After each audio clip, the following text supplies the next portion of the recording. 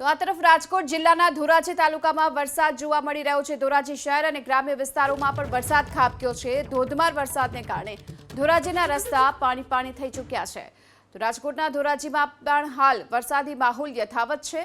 ધોરાજી શહેરની સાથોસાથ ગ્રામ્ય વિસ્તારોમાં પણ અત્યારે વરસાદની શરૂઆત થઈ છે। વરસાદને લઈ રોડ રસ્તાઓ પર પાણી ભરાઈ ચૂક્યા છે। આ તરફ ધોરાજીના રસ્તા પર પાણી ભરાવાને કારણે વાહન ચાલકોને પણ મુશ્કેલીનો સામનો કરવાનો વારો આવ્યો છે।